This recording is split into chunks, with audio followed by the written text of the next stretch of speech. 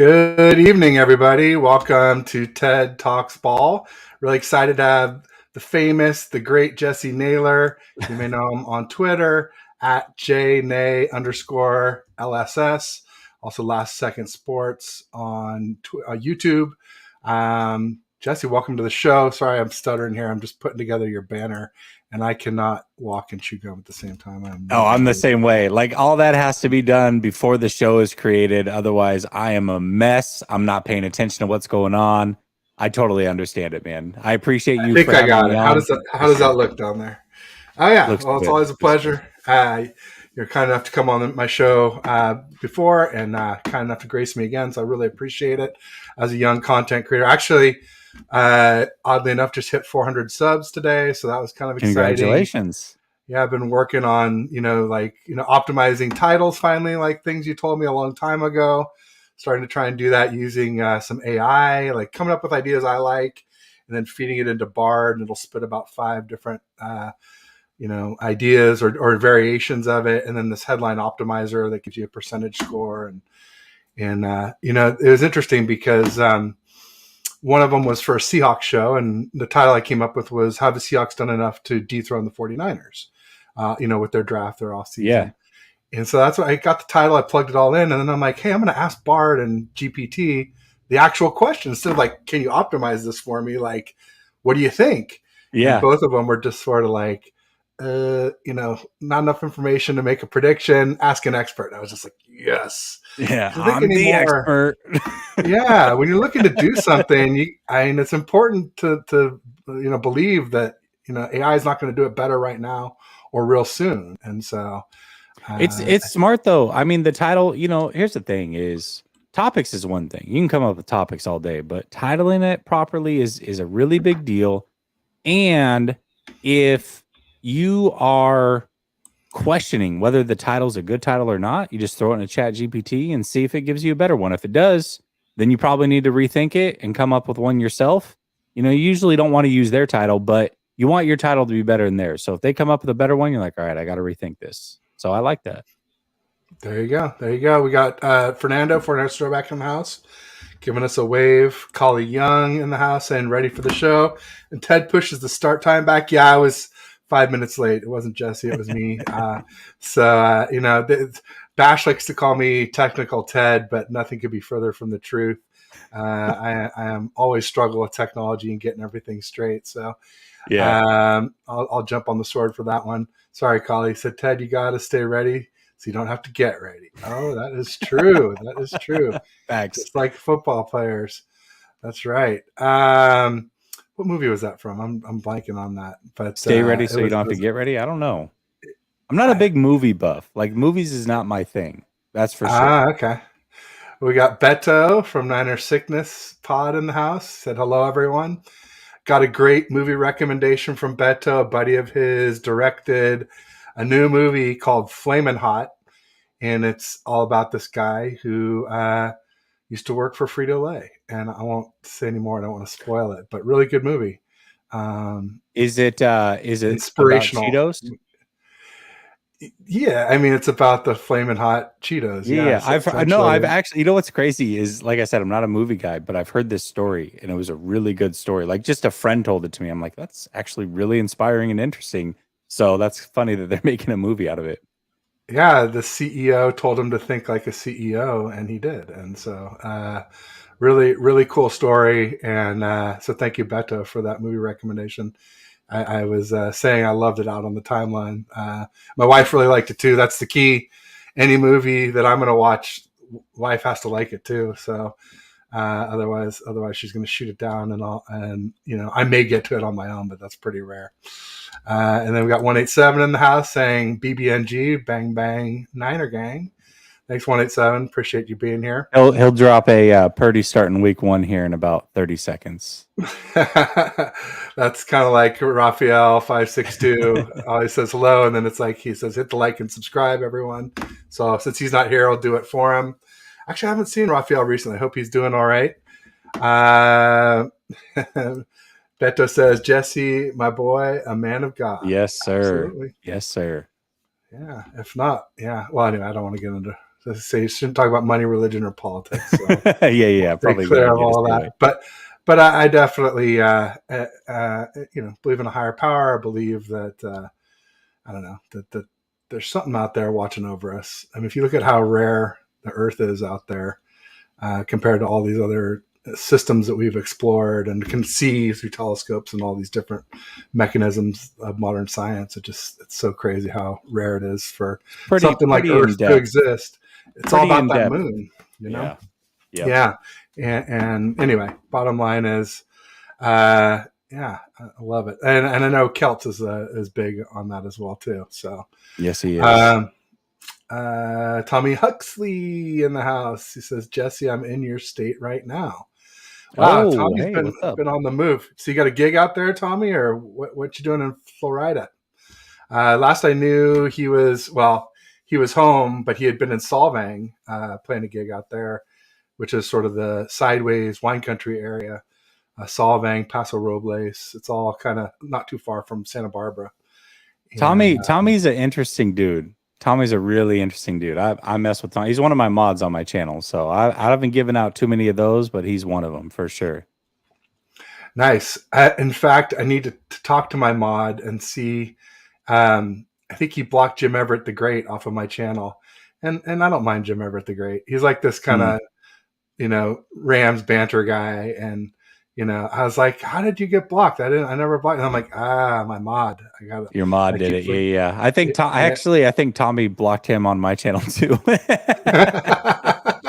They must think alike. They must. That's funny. Kyle Young saying Terradome. Where's Terradome? Oh, there he is. Sorry, I missed you, Terradome. Pardon me. He says, Jam. Ooh, Teddy Jam for me. Oh, I don't know, man. You don't want me jamming. That's bad. If I start singing, it's trouble for sure. But Terradome, probably Purdy's biggest supporter. He likes to give me grief for saying I like Purdy, but stuff like that. So expect to see a lot of Purdy stats out of Terradome. Have you ever had Terradome on? I have, yeah. Yeah. He's been on. I like Terradome. I don't agree with Terradome, but I like Terradome. Yeah. Terradome's awesome. He's also a big Lakers fan, so we talk some hoops too, as well as Niners football. But I think we need to do that again, Terradome. I think we're due. So hit me up in the DMs when you're ready. So we got third string all pro in the house saying Purdy. Love it. I love it. And then he's saying Kyle Young, Ted doesn't know who Teddy Riley is. I didn't know before, but now I know. It's one of those areas of hip hop where I knew the beginning and I knew the later hip hop stuff, but I think I missed that stage. So my bad on that. They're just kind of laughing. He said, Tommy says it's not a gig. He's visiting fam out in Florida. Oh, hold on a second. Tommy says that he blocked Jim Everett on my channel and now they're cool and he subbed to his. Come on, Tommy. Brutal. Where's that down here? Oh, here we go. Goodness sakes, this guy. Tommy, now I got to go figure out how to unblock Jim Everett. I know, me too. I know. Because Tommy got emotional. Tell my mod to keep. I don't have enough audience members where I can just be blocking people willy-nilly unless they're really bad. I'll like interaction. I don't want an echo chamber anyway, so I like people to, unless they're really messing up the other audience members. Then. Oh, this is a good question. This is a good jumping off point right here after the huddle. Which one? After the huddle. Okay, here we go. Thanks, Jesse. I appreciate it. From the show, question from us: is Purdy and Jimmy the same guy? So yeah, I mean, Jesse posted that video from Alex Rollins. Do you want to run with it first, Jess? Yeah, that's totally fine. Yeah. So here's the thing. YouTube titles or thumbnails are meant to bring you in. Okay. And that's what Alex is one of the best content creators out there, period. Just if you're not subscribed to Alex Rollins and you're not watching his stuff, you're probably missing out on an opportunity to be a much smarter fan in general. So I'll say that. But Alex is also a king in the game. He knows exactly how to draw people in. And so, of course, the thumbnail just got people extra triggered. when it came to Twitter and what have you, because a lot of those people aren't actually going and watching the video. So it wasn't like full out clickbait to where he lied to us. He does make the point that they are basically the same player within the 49ers offense, meaning, yes, they have slight differences, but the results are roughly the same right now. Anyways, the results are the same. And I agree with him wholeheartedly. He really broke down the difference in the 7 points a game that Purdy brought versus Jimmy. You know, the 49ers were only averaging 18 points a game. CMC comes into the fold, they jump up to 26, and they do that with Jimmy Garoppolo. Then Purdy comes in and they jump up to 33. And a lot of people really lean on that stat. But what a lot of people don't point out, and he did so eloquently, is the 49ers started forcing double the amount of turnovers when Purdy took over. So that's a big deal. You start forcing over 2 turnovers versus 1 turnover, all of a sudden you're getting extra possessions depending on where those possessions are. So he breaks that down. He breaks down their big time throw rate. He breaks down their sack rate and everything. And the numbers are almost identical across the board. Now, obviously, the big argument is, well, Purdy's young. You're comparing him to an 8-year vet. Of course, he can get better. And Alex agreed with that. But one thing he says is, even though he might get a little bit better as a player initially, the stats probably won't be better this year. He talked about the touchdown rate and how it was higher. His touchdown rate was higher than Mahomes had ever had in his career. So do you think that's going to repeat? Probably not. He talked about the turnover-worthy plays and how if a couple more throws go against him and the touchdown rate comes down a little bit, all of a sudden you're starting to meet in the middle and the numbers become very similar to what you've seen with Jimmy Garoppolo. And I just think he did a really good job in that video. I pretty much agreed with everything he said. No, they are not the same player, but in this offense right now at this moment, they basically are producing at the same level. And that was the point, and I agree with it. Yeah, I mean, I quote tweeted, it's either you or his tweet. I think it was your tweet, and I said, I think Purdy's at least a little bit better, but it's probably a lot closer than a lot of people want to admit. And ultimately, Purdy's cheaper and younger. So if it even was the same, he's a much better value, no doubt about it. For sure he is. But yeah, I mean, 1.2 turnovers per game difference, that's probably more than half of that 7 points. And I don't think Alex brought it up, but I bring it up all the time that Purdy played a lot of bad and banged up defenses. So, that can lead to more points as well, too. And we'd had CMC for longer. Everything was clicking.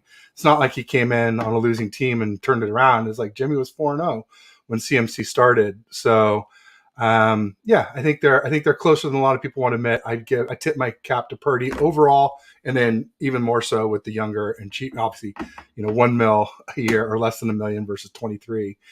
Huge difference there. But I do want to say this though too, because I think we've had plenty of conversations about Jimmy on Twitter and what have you, but the argument that you're making, a lot of people do bring this up. Well, he's a lot cheaper than Jimmy, which is true. And right now that's a big deal. However, when Jimmy was expensive and on this roster, a lot of the other players around San Francisco were inexpensive.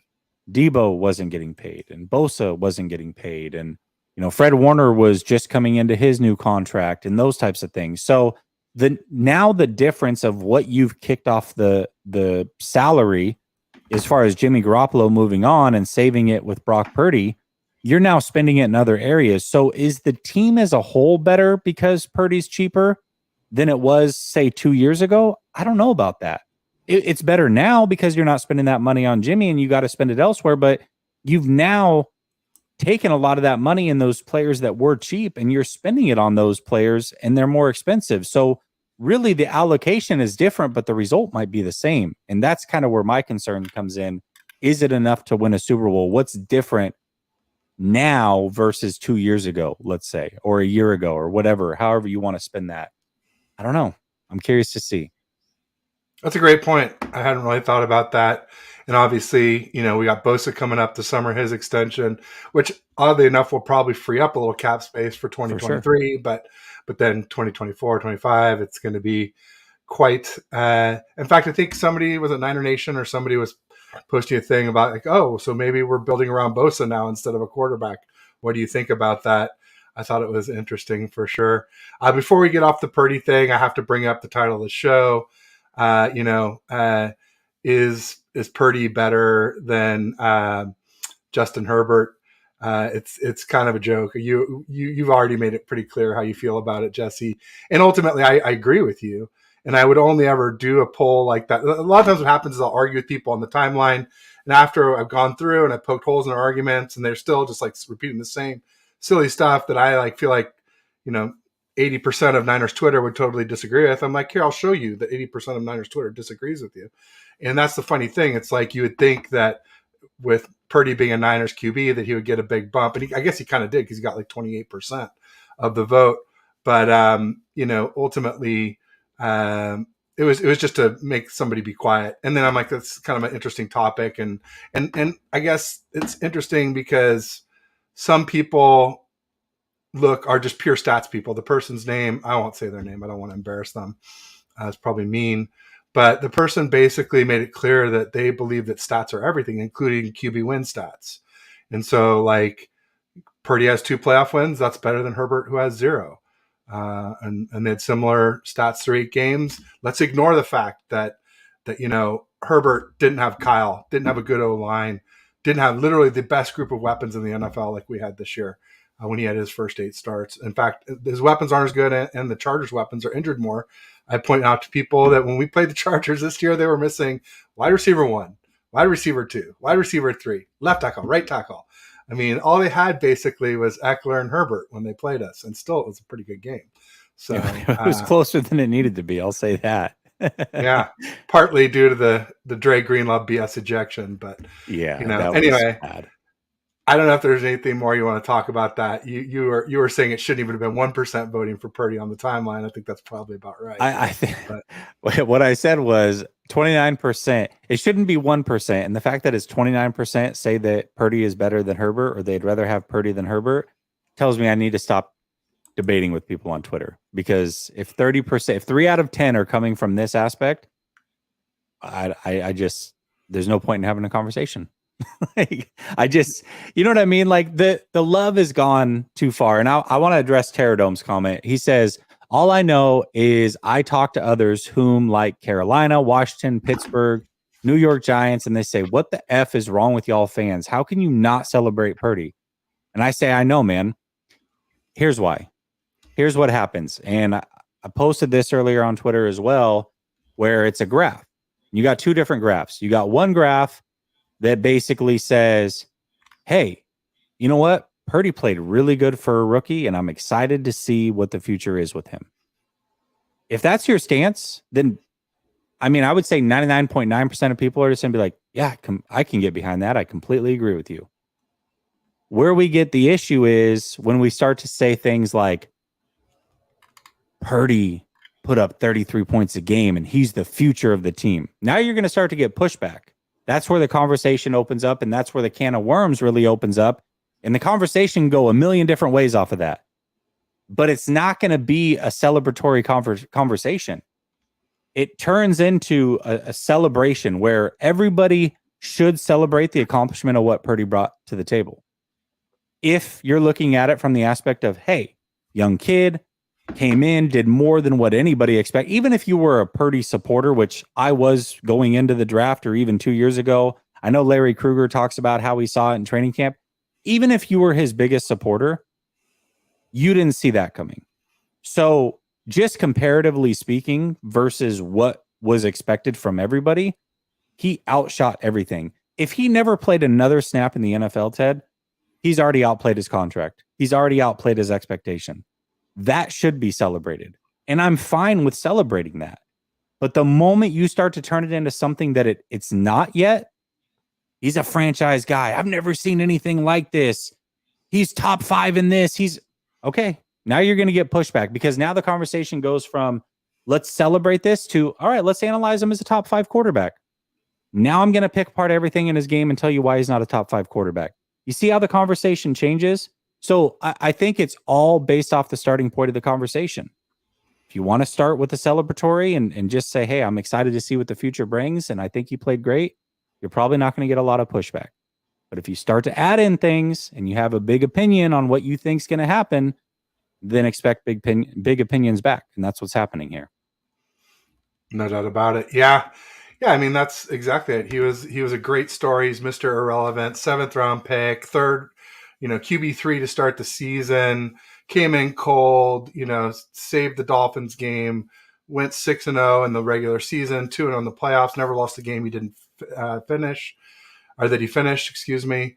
And it's all great stuff. But then if you're saying, like you said, if he's top 10 or top 5, I can think of 10 other quarterbacks in the NFL who could have done that, I think. So, and maybe in different ways. Purdy does it his own way. I mean, I love a lot of things about him, but, I think I've been pretty clear on the timeline. I feel like he's got limited arm strength, limited height, and limited top speed. None of those is a deal breaker by itself. There's great quarterbacks who didn't have a strong arm. There's great quarterbacks who weren't tall. There's great quarterbacks who didn't have top speed. And I'm not saying Purdy can't be great either. He could be. He's TBD, just like Lance. But what I am saying is, if you're missing all three of those things, it gets a lot tougher. And I just think also, if he's so great, then what's the fear of having a competition with Trey Lance? Like, why not have an open competition between all these guys? Because now, if Purdy had been healthy the whole time, clearly you can't just give Lance the job based on preseason, competition. But Purdy's not healthy, and we don't know when he's going to be physically healthy. Seems like it should be right around week 1, according to the timeline. But this timeline is based off very little data for NFL quarterbacks. The only other NFL quarterback to ever have this internal brace plus or UCL repair plus internal brace surgery was Nick Mullins. That was 2.5 years ago. We don't know if Nick Mullins is really back now, honestly, let alone 6 months in. So, and then there's a twofold mental component to it, right? There's the one mental component. Purdy's got to get synced up with all our weapons. That takes time. That takes reps. I've heard people say, oh, well, he came in with no prep, into the game against the Dolphins, but that's not true. He was here all last off season. He ran the scout team. Once Jimmy was QB1, he was QB2. So it's not like he just came in. He only needs 1 week to get ready. I think that's a fallacy. So bottom line is, I really, really like Purdy. And I just like the idea of what I think Lance can be a little bit better. But I want both to be healthy. I want the strongest QB room possible for the playoffs, because I think we're probably going to need both. None of our 4 quarterbacks that we have, not Purdy, not Lance, not Sam Darnold, and not Brandon Allen, none of them have ever finished a full season. So to think that one will come in and run away with it for the whole season, I think is unrealistic. And so I want as many skilled quarterbacks ready as possible for the playoffs this season, so we don't run into what we did against the Eagles. Like Beto threw out a comment. He said, I don't really care who wins, who's under center, as long as we get the 6. It could be you under center, and I agree with that. I had a comment last year where I said, if Jimmy Garoppolo can somehow be somebody that I didn't think he was and go win a Super Bowl this year, sign him to a lifetime contract and erect a statue outside of Levi Stadium. I'm fine with that. I don't care. Get me number 6. So this isn't about, we need to win number 6 and we got to do it with my guy. That's not what this is about. This is about, until we win number 6, I'm going to have an opinion on who I think should be the guy. And I'm entitled to that, just like everybody else is entitled to their opinion. You know what I mean? That's all it really comes down to. And I want the 49ers to be in the best position to not only get number 6, but also win long-term. And I don't believe Purdy is that long-term answer. I've said he might be Mr. Right now, but he's not Mr. Right, in my opinion. That's my personal opinion. I don't know that for a fact. Time's going to tell. So based off of that belief, I want to see if Trey Lance can be that guy. So I'm not saying he's that guy either. He might be. He might not be. So let's spin the wheels on both these guys and figure it out. Because if they don't win a Super Bowl, Ted, and we know how hard it is to win a Super Bowl, there's a good chance they don't win a Super Bowl this year.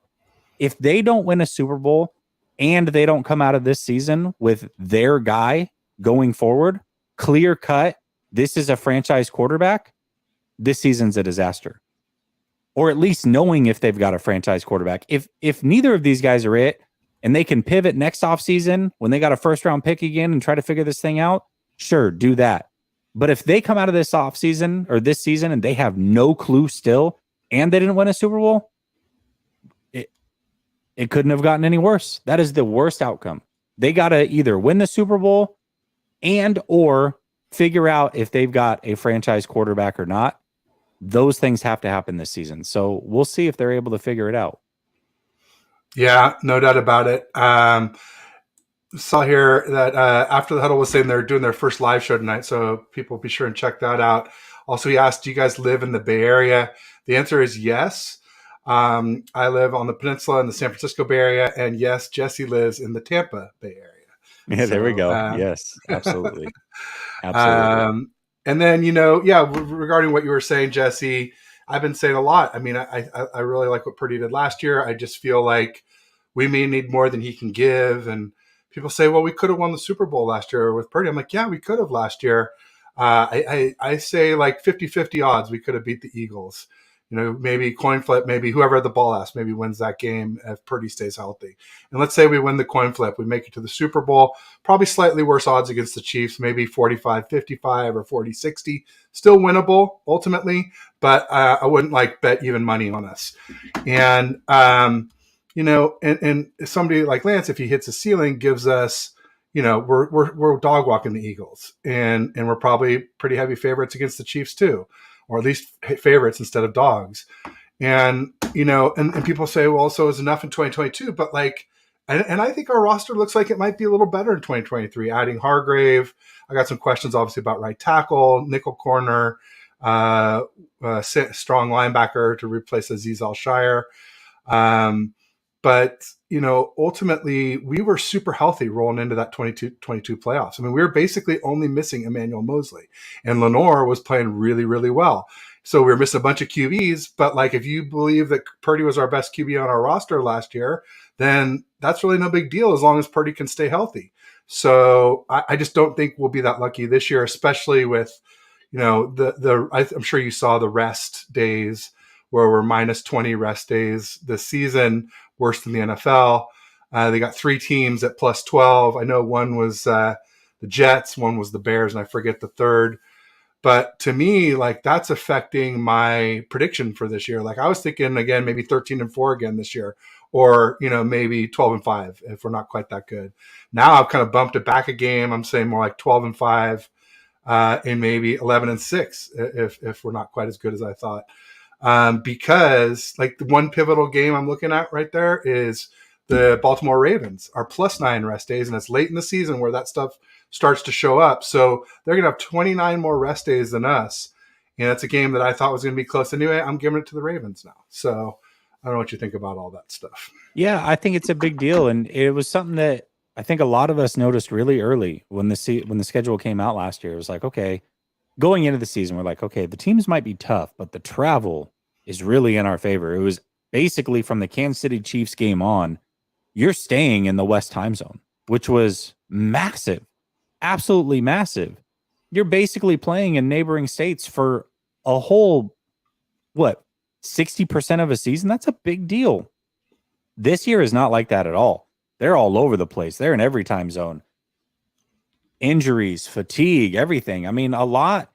You look at a 49ers team that has been very banged up. Last year, they were actually relatively healthy. I mean, there was some bumps and bruises throughout the season, but to start the season and end the season, for the most part, they were very, very healthy. And so, I don't know, man. It's tough to predict those things. And I'm not going to predict injury by any means, but just pray to God that they can stay healthy and play at their best again. But this season is going to be a grind in a different way, even if the teams aren't that difficult, and some are.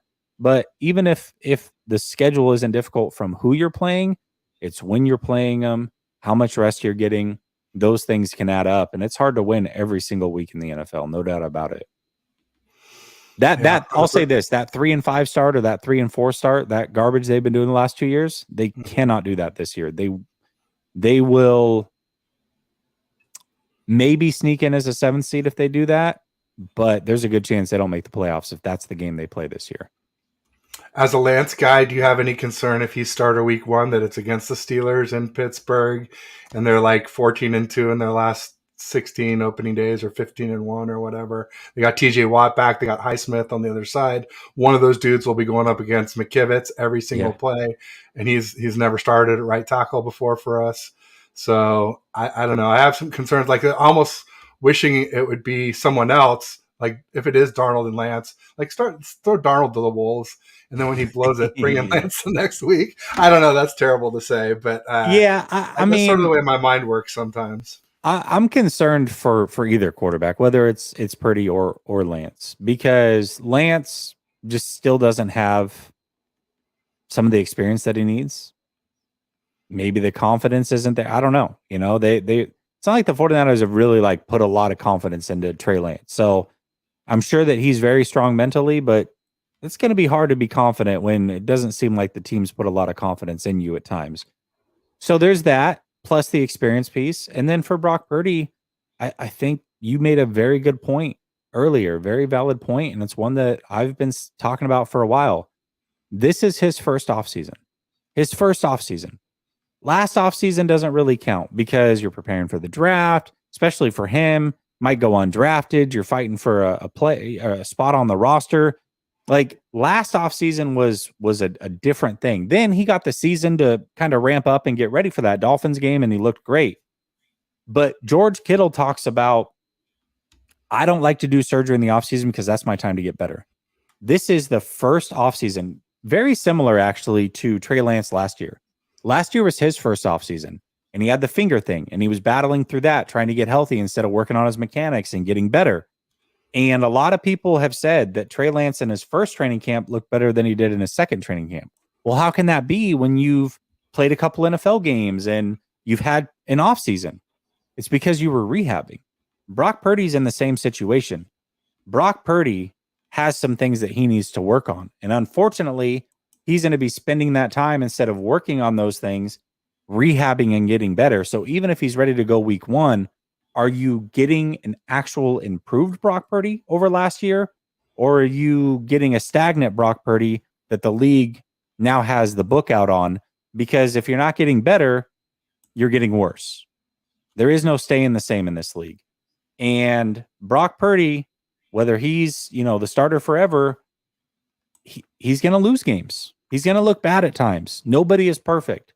And what does that do? What if Brock Purdy, who's undefeated, and this is the big thing that everybody touts, what if they lose week one and it doesn't look good against the Steelers? That's a possibility too. So whether it's Lance or Purdy, I have my concerns. No doubt about it. Yeah, and I just hope it's not Darnold. That's all I can say. Got some interesting comments here. Real quick, just want to highlight Bryant Culp. He's got a great show, just hit 100 subs. He also has decided that pineapples have replaced flames in honor of George Kittle. So, and Jess from East Coast Red and Gold podcast. Jess will be on tomorrow at 4 p.m. Pacific, 7 p.m. Eastern. So make sure you come check us out. But because she's a huge Kittle fan like myself. Yeah, so people are saying Purdy will be ready 2 weeks before the season starts, so we are fine. He may be physically ready 2 weeks before, but that was the thing I was going to say. There's a mental component. I think I got sidetracked there. There's a two-pronged mental component to being. I think I did talk about you got to be synced with your weapons, but for a QB, the big thing is you got to be ready to sit in a crowded pocket and stand and deliver under pressure, which wasn't necessarily Purdy's strength to begin with. So, most of these UCL repair plus internal brace, most of the data is on pitchers.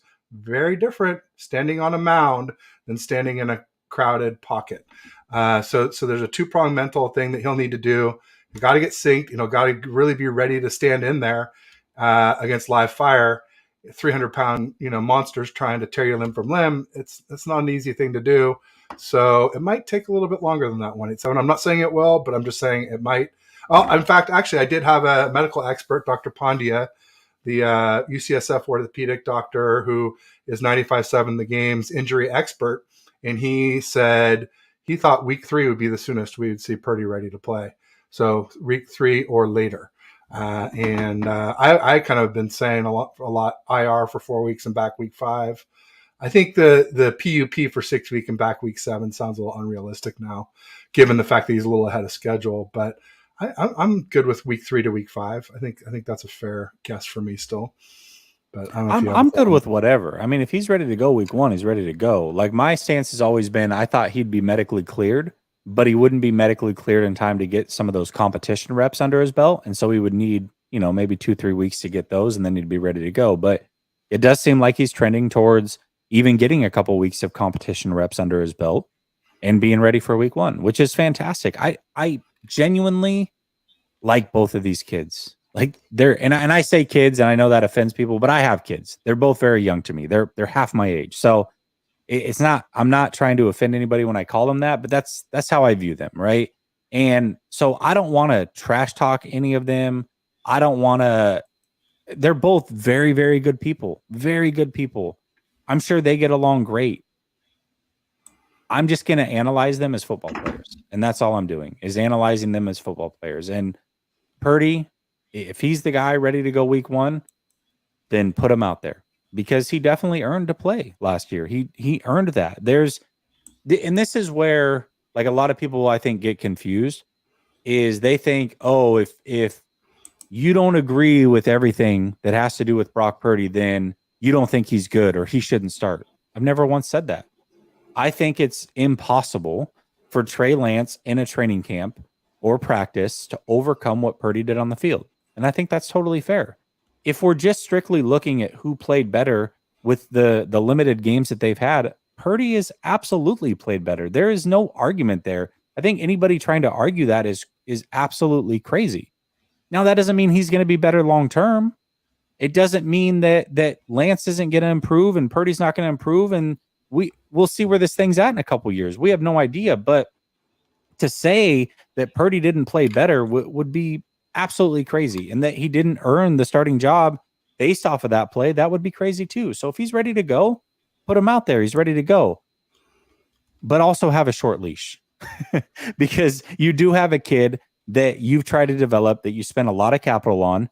And if it doesn't look good for 3-4 weeks in a row, you don't waste the time. If you couldn't waste the time on the development of Trey Lance going into 2021 and again this year, then you can't waste the development on any quarterback. If it doesn't look good, give it a few games and be ready to pull them if that's what it takes. And if it looks great, then ride with them. It's that simple to me.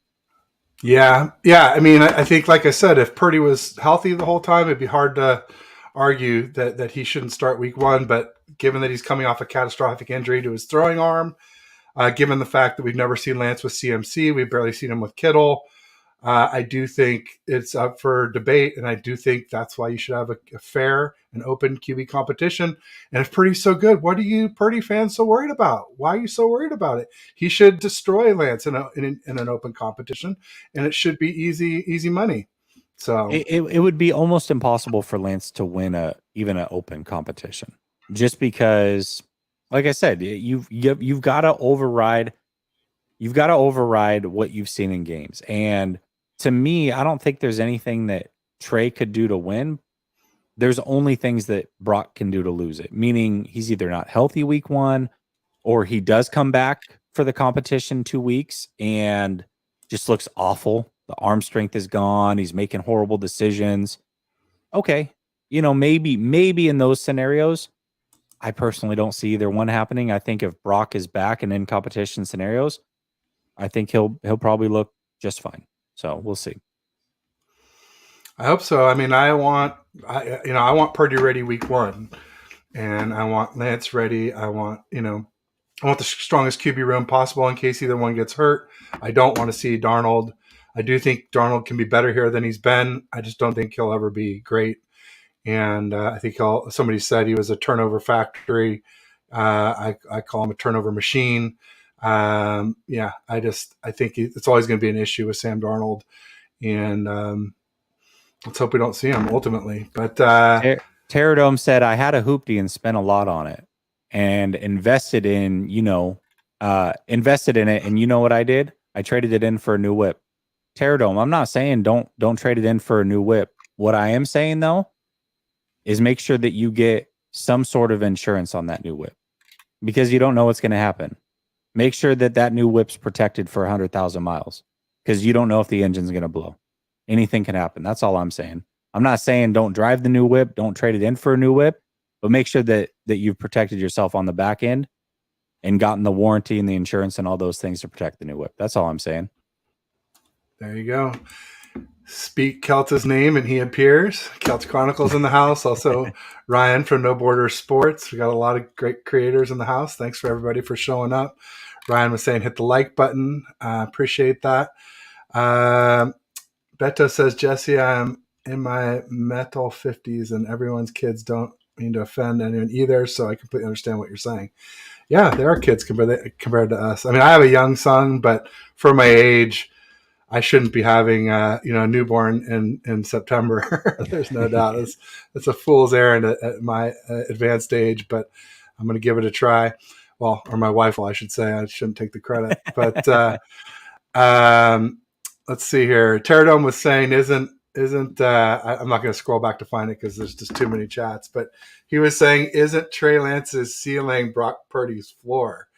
And no, Pterodome, no. And people ask why does Trey Lance have a high ceiling? It's because he's 6'4".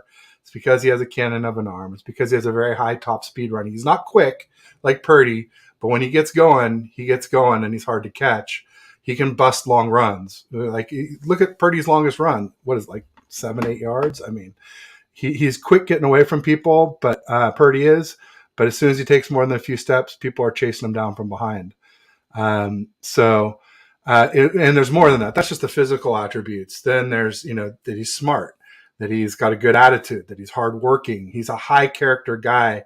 And I saw somebody on the timeline saying basically like so-and-so, has a much higher chance of hitting their ceiling because they're a high character person.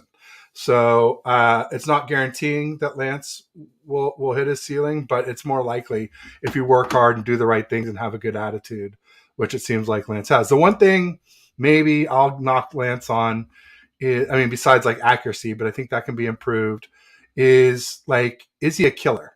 Because, is he too nice? He's nice, but is he too nice? Can he lead like Brock? Can he go into the huddle and tell Kittle or Trent Williams to shut up, the way Purdy does? Those things I really love about Purdy as a young leader. I hope Trey either has that or can develop that himself. I do think things like that can be learned too. But it helps to have it walking in the door, no doubt about it. Yeah, I think that's the one thing is people always get hung up on the physical stuff. And if Trey just had the physical, I wouldn't be interested. I don't know. I mean, if you go back to any content that I produced around the draft time or my tweets or whatever, it was always the mental first. I always talked about the mental. I always talked about how he played under center in college 39% of the time, how he called his own audibles and protections, how he learned the playbook, a robust playbook, a NFL style playbook, and he did it in an extremely short amount of time. Those were the things that I talked about. And then it was like, well, yeah, he also is athletic and he has a big arm and, all the other physical things that we can talk about. But it was always the mental stuff first that intrigued me most about Trey Lance. Then you could add in the physical side. And so if we were talking about a Kyle Bowler, for example, I wouldn't be that big on the physical stuff. I'm not big on just physical attributes. Those are not what capture me. It's the mental stuff. And then if you have physical on top of it, it's like, okay, now we're cooking with bacon grease. And that's what I thought about Trey Lance. And so I think, again, a lot of this comes down to what were your opinions about Trey Lance coming into the draft? If you were high on Trey Lance, you're probably still really high on Trey Lance. If you weren't very high on Trey Lance, you're probably not high on Trey Lance because we haven't seen enough either way to change our minds really based off of who he was as a prospect. I mean, we're still kind of there, unfortunately. Injury, didn't play him year one, whatever the reasons, we're still in that same spot. And so however you viewed him coming into this process is probably how you view him today. It's just the way it is. Yeah, there's not enough. I mean, the haters can say he's a bust, but no QB drafted this highly has ever been called a bust after 4 starts. So it's just unrealistic. He's TBD either way. But the one thing I'll say is 187 was saying Trey isn't half the QB that Purdy is right now. And I'm going to push back on that. I mean, Man. I know you're saying he's not 100% the QB that Purdy is right now, Jesse. But even that, like, we haven't seen Lance in a game since he reworked his mechanics. And I already mentioned the other parts. Haven't seen Lance with CMC. Haven't seen him, barely seen him with Kittle. When we saw him with Kittle, he played really well. He had a 116 passer rating when Kittle played. That's better than Purdy's passer rating, guys. Purdy's had a 107 this last season, and that's without CMC. And then also, we've barely seen Lance when the team wasn't struggling. We talk about 3-5. We talk about 3-4 to start 21 and 2022. That's when Lance had most of his starts. When Lance, played and the team's playing well. Again, granted, I know it's the Texans, but he won a must-have game to keep us in the playoff hunt. So I think there's a lot of reasons why we don't really know what Trey is right now, or more importantly, we don't know what he is week one, right? Because that's what counts, right? So he might not be half the QB Purdy is right now. And by week one, he might be 3/4. He might be all the way. He might be 1.25, the QB that, and somebody else was saying, I think it was Emiliano was saying, when will the open QB competition take place? Purdy won't be ready to start till the regular season is about to start or began already. They're not going to do a QB comp in regular season when they're prepping for teams. That's true, but that's all the more reason to start Lance week one and see what he's got and see how he does. And then if you need Purdy, you put him in. But there's no guarantee that 2023 Purdy is the same as 2022 Purdy, unfortunately, especially right away. It may take quite a bit of time. And the other thing, this is another thing I meant to bring up. And I get sidetracked and I'm in the chats and listen to Jesse and all these things. And because, obviously he's my guest, he's got great ideas, but, with Purdy, and now I lost it. Oh my God, I can't believe it. I talk too much. I hate that. I hate that when you have a thought, but as the host, there's so much you got to do, man. You got to. The QB competition, it already began. Prepping for teams. I'm gonna let you go, Jesse, for a sec here. And man, I totally botched it. Anyway, these things happen. Senior moment. My apologies, folks. Yeah, I think you know what I think too. So again, if just kind of going back to the physical and mental, if I have a quarterback, Brock Purdy is a great example. He's got all the mental capability. Maybe he's not the tallest guy or the strongest arm or the heaviest or whatever, but he's got all the mental stuff. And then I've got like a Kyle Bowler or somebody like that has all the physical. I'm taking the mental. Like if it's one or the other, I'm taking the mental. It's not close for me. But when you have somebody that you believe has both, now I'm intrigued. Like what is stopping Trey Lance from being great other than just time on the job? I don't see a scenario, obviously if his career gets derailed again due to injuries, then it's unfortunate. But other than time on the job, I don't see a reason why he can't be great, why he can't reach that ceiling. And we talk about, well, maybe he will, maybe he won't. Yeah, there are definitely some what ifs in there. But as long as he's healthy and gets the playing time, I would be shocked if he doesn't reach that potential. There's nothing stopping him from reaching that potential. There's not a mental side that's stopping him. There's not a physical side that's stopping him. There's nothing. It's just give him the playing time. And I'm willing to see that through because I know what it could potentially look like if he reaches that potential. And so for me, again, if he gets injured again, sure. At some point you got to move on. But what else is stopping him from reaching that potential if he plays other than injury? I would like to know the answer to that question. Yeah, it's experience. He only had 17 games in college. Purdy had 48. That's almost 3 times as many games before starting.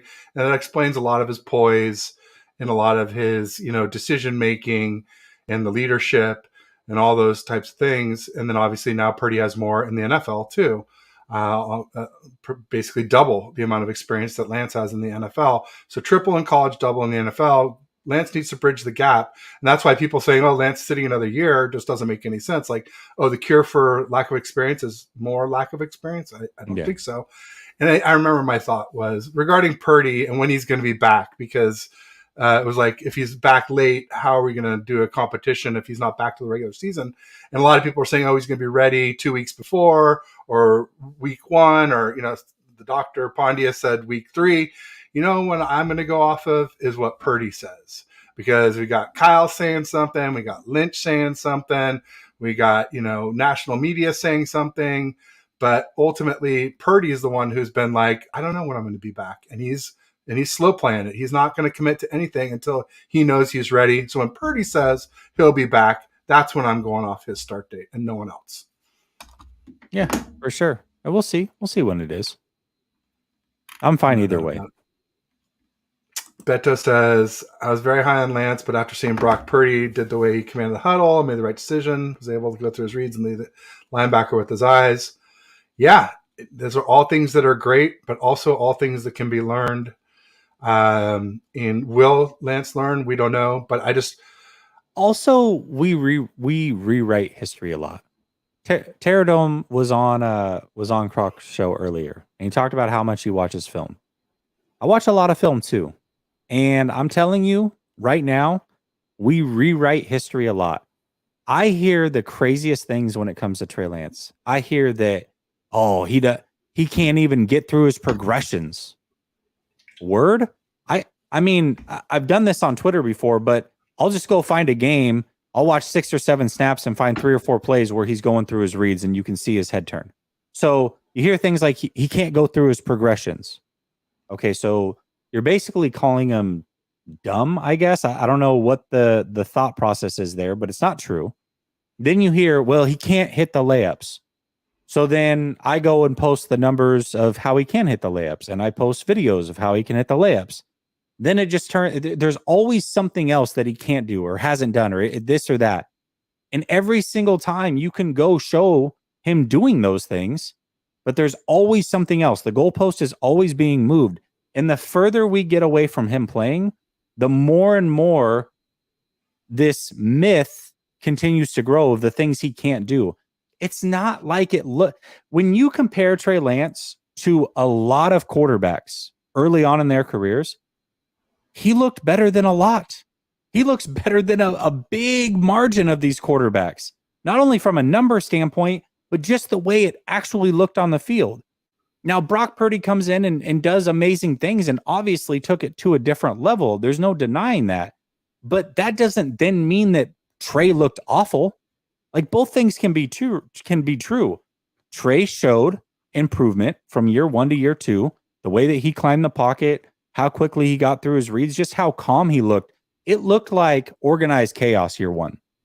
Year 2, you saw him in the Green Bay preseason game, and then you saw it in the Bears game. He's stepping up in the pocket, calm as can be. That was completely different than the year before. You saw that improvement.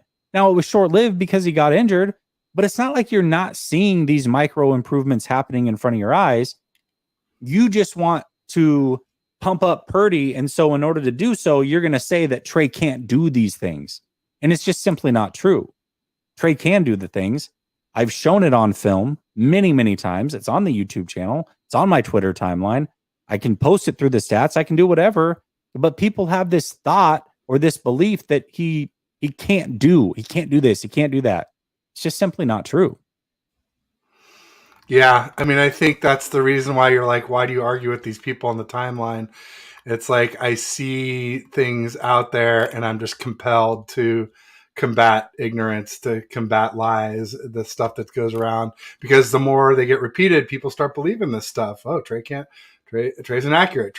I know he is a little inaccurate, but whatever the other ones are, can't go through his progressions, isn't a good leader, blah, blah, blah, blah, blah. And then there's just flat out lies that are just not true. And it's frustrating. And I guess I probably should do a little less of it, but I kind of enjoy it some too. Bashar's in the house, just saying, what up, Ted? What up, Jesse?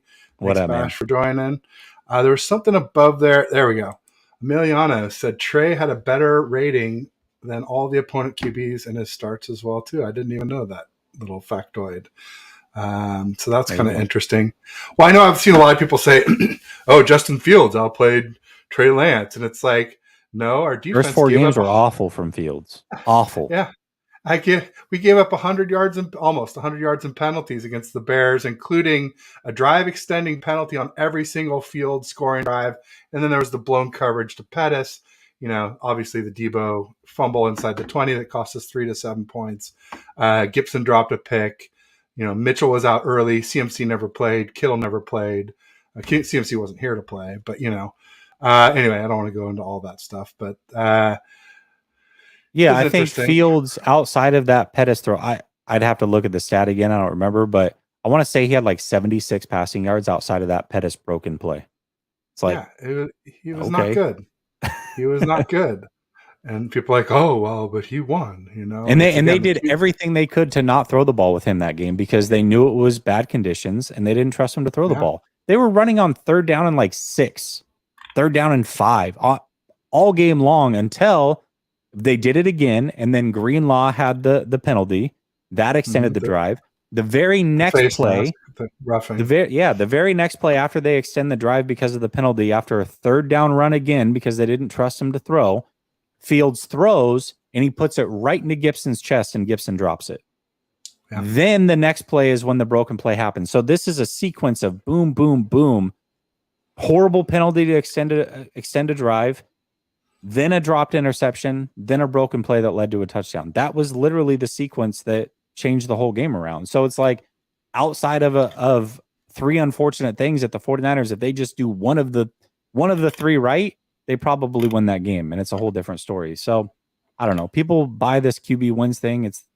I guess it's the end all be all. So if that's the case, why did Jimmy ever leave? Why isn't Jimmy still here? Why did we draft Trey Lance? Oh, Jimmy. I just hope he passes that physical, Jesse, because otherwise there's a chance he could be back, man. Next year's quarterback room is Jimmy Garoppolo, Brock Purdy, and Kirk Cousins. Get ready.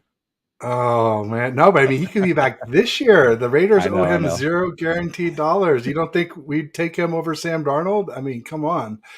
And then people are saying Brandon Allen, and I'm just like, oh, man. Somebody asked me if would I be okay if we won the Super Bowl with Brandon Allen, and I was like, no. I was like, no. I would be fine if they won it, but they're not going to win the Super Bowl with Brandon Allen. That's what I said. That's what I said. That's exactly what I said. And then it says, if Brock wants to take care of himself, interested in not start the season and wait a bit, then I hope some of the fan base don't resent him for it or think he's soft like some BS. Yeah, like they did with Mostert when he took care of himself with his knee, to take the longer path to ensure or to hope to ensure a longer career and a better quality of life after they give up this game. I don't think the other nice thing is, look, I mean, we want the best QB room possible for the playoffs. That means Lance needs experience. We've been over that. That's clear. Give Lance experience. Give Brock more chance to rehab and maybe even, get that arm back to 100% strength, or maybe get it stronger, because you can get a stronger arm. And when you're rehabbing from these UCL injuries, some guys do come back stronger. At least pitchers do. This is, again, less data with quarterbacks. But it is possible that if you're rehabbing instead of playing, that he could strengthen his arm. And that's one of the big knocks on Purdy. So all more reasons why he should take his time. The one thing I saw that was interesting, though, was somebody was saying that Purdy has no guaranteed money for 2023. So if he sits out the season, then he doesn't get paid.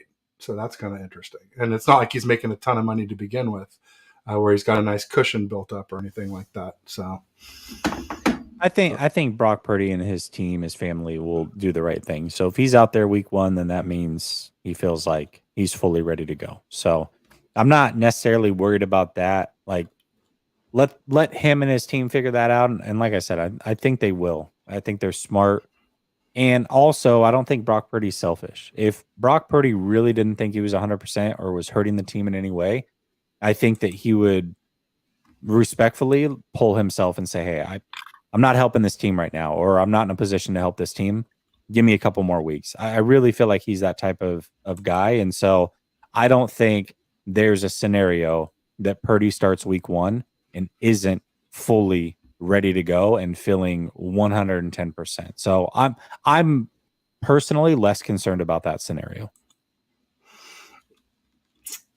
Good. I'm glad to hear that. Got Rod Callie in the house. Say good evening, everybody. What's up, fellas? Thanks, Rod Callie. So, Jesse, I know we were going to try and keep this to about an hour, and we're about 5 minutes over here. So, I want to be mindful of your time. Um, should we start trying to wrap things up here? How are you feeling? Well, if you got a topic or two that you're burning, let's jump through those real quick.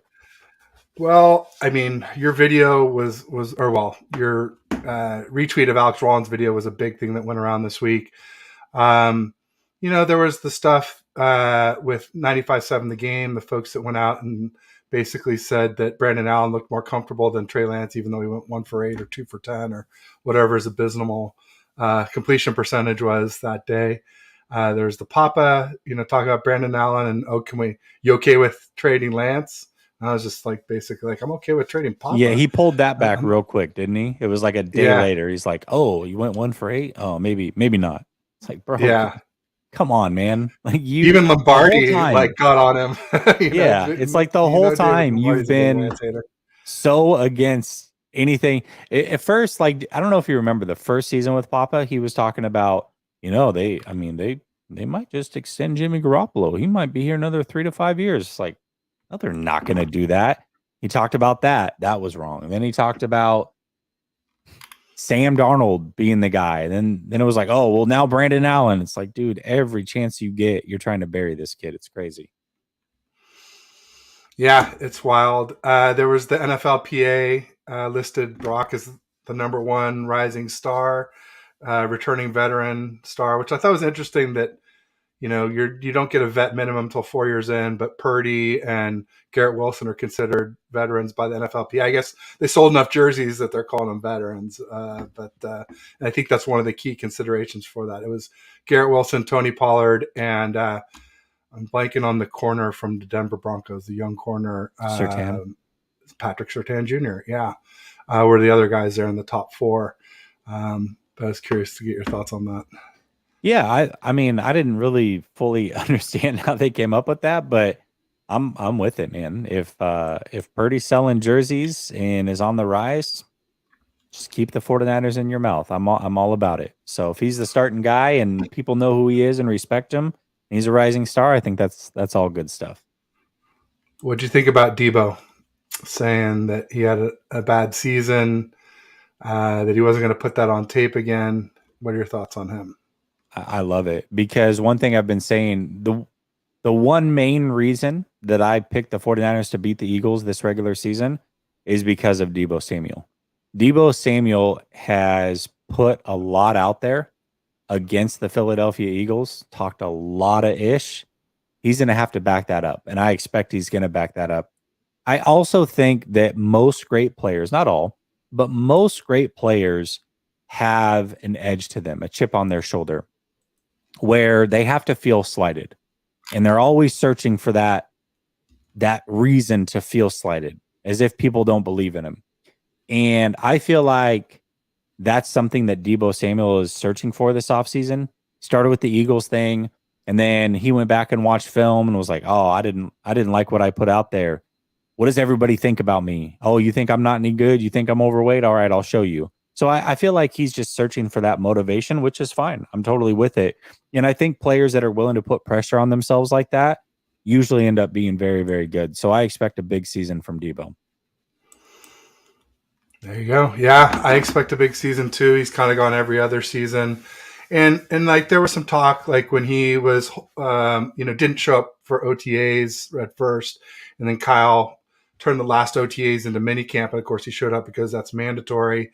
I was sort of like, yeah, I mean, people asked me, what's your opinion on it, Ted? And I was like, ultimately last year he held in, he had to get the contract he needed.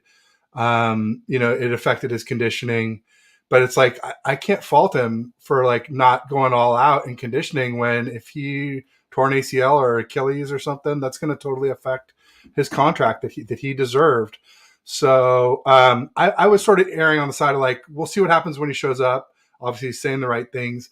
But I was also saying, the fact that, like, if you remember his Jones fracture of his foot in 2020, which led to some conditioning issues and injuries, that was before OTAs, doing work with the Footwork King. And so that led me to believe, like, all things equal, I'm going to trust that Debo's doing the right things. And it sort of seems like he is, but I guess the proof's in the pudding. We'll see a little bit more when he starts to play. in training camp and in the regular season and whatnot. But I think that's pretty much it. I can't think of anything else that's really going on that's super, out there in the news. Oh, I guess there was the Kittle, saying that Lance looked better, significantly better than he looked last season, I think was the exact quote. And I think Eric Armstead also was on a show where he said similar things, that Lance looked better. It sounds like most of the people that were there reporting are saying similar things.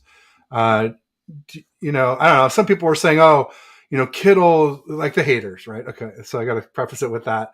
There's that group of haters, and they were like, oh, well, Kittle's body language was saying that he was lying or whatever. I'm like, and they're like, look at when he's talking about so-and-so else on this like show like us. It was like with a different person where Kittle's in his living room. And I'm like, can't you see the difference between sitting in your studio or your living room, going Right. one-on-one in a long conversation, then getting up on a podium in a crowded room full of reporters and coaches? And it's like such a different, whole different ballgame. atmosphere. Yeah. I mean, of course you're going to be more nervous in front of all these other people than, it doesn't necessarily mean that he's lying about Trey Lance, was sort of my thought on the thing.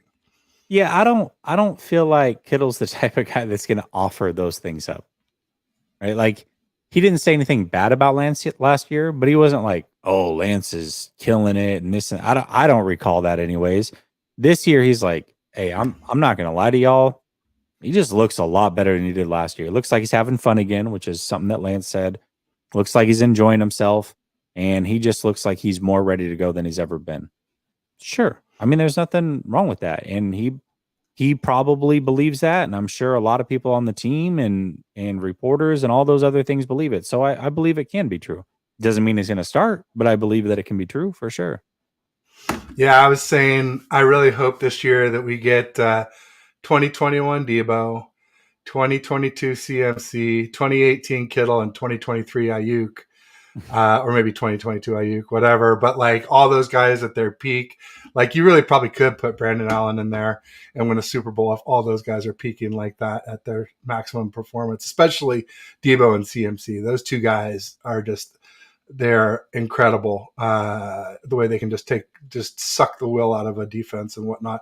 But Bryant Culp says Debo, CMC, Fred, Kittle, Moody, Bosa, one of a kind. He snuck Moody in there. Yeah, he did. I don't know if you've seen Bryant's overlay, but he has like, let me see if I can do this. He has Moody up in the top and bottom corners of his overlay, some college and some pro well picks. Played. Yeah. So Bryant is a huge Moody fan, but Jesse, I think we've pretty much covered everything. We've gone a little over an hour. So I really appreciate your time. So I'll just, say thank you to you. Make sure everybody check out at @JNay _LSS on Twitter, Last Second Sports on YouTube. Everybody should know who Jesse is, but just in case there's somebody living under a rock, now check out Jesse. He's great. Oh, real quick, while I'm pumping up and marketing Jesse, Beto said in the chat, I highlighted it, but I didn't talk about it. He said that he ran a poll of if you had to only listen to one podcaster, and it was Jesse or Grant, who would you pick? And people chose Jesse. And I think, I can sort of see that. I mean, I love Grant, and Grant helped me get started, and I'm not going to say anything bad about him, but I will say that he is very polar. Like Grant is sort of like, he takes not being a fan to the extreme to where he's almost a hater, especially of Kyle Shanahan. and then you got other folks like I'd say David Lombardi is kind of the exact extreme opposite, where he's kind of a homery, company guy. And I always say you got to watch the two of them and draw an imaginary line down the middle, kind of like Fox News and CNN, where they're both way out there. And Jesse, I think you're much closer to that median line, that balanced, fair, thorough type of coverage. So thank you for that, Jesse. Well, I appreciate that. There's, by the way, zero chance that poll is accurate. Although for whoever follows you, Beto, and voted on that, I'm sure that's awesome. I'm honored that anybody would say that. Grant's a G, man. He's the OG, and he's been a great friend to me, and I definitely understand why he has the amount of subs and following that he has. He's very polarizing, no doubt about it. And just he's a character, man. He's a character. And I don't know if anybody does it better than him in this 49ers game, anyways. He is super, super entertaining, no doubt about it. You know what else I love about him besides that he helped me get started and he's come on my show and all those great things about Grant is that when he's wrong, he admits it, you know, and Oh, he's the so first many, to admit it. yeah, so many people will not admit they're wrong. And that's one thing I think that, you know, great leaders do. They like, you know, the truth is going to come out. Right. And so, you know, it's all about accepting it and admitting it and working to try and not repeat the same mistakes again and again and again. And it's how you handle it. Essentially, we're all humans. We're all going to make mistakes. No one's right 100% of the time. And so it's all about admitting when you're wrong and moving on. Take the L and move on. The thing is, he doesn't take himself too seriously. He doesn't look at it and say, well, you know, I've got 70,000 YouTube subs and 30,000 Twitter followers. Look at me. He'll interact with everybody. If you want to interact with Grant, he'll interact with you. He is down to have fun. He's down to have a conversation. He's not afraid to say what's on his mind, which I think in this medium can be tough. I mean, as a content creator, and you're constantly putting your thoughts out there and your views out there, and sometimes they change. Everybody wants to hold you accountable for every single take, and I can understand why some people may get gun shy on those takes because they don't like being held accountable, or just the way people do it is over the top and rude, and they're gunning for you. He just doesn't care, man. He's going to say whatever is on his mind in that moment. He really could give two craps about what you're feeling about it. I respect the hell out of that. Yeah, I love Bash's comment. I wonder who Kinlaw voted for. But yeah, Grant, you know, he's great because people love him, people hate him, but everybody tunes in to watch him, you know? Yeah, no, I mean, he's got probably more hate watchers than anyone out there, and God bless him, he's going straight to the bank with it. And you know, like I said, saying to somebody, I hope to have the success Grant has someday. I'll probably do it in a slightly different way. But I think all of us that are doing this hope that someday we can be as successful as he is. He's incredible. And so cheers to that. Cheers to you, Jesse, the great. And I appreciate you coming on, man. It's been a real pleasure. Thanks to everyone who came and tuned in the audience. You guys were awesome. And I'll just say peace and go Niners.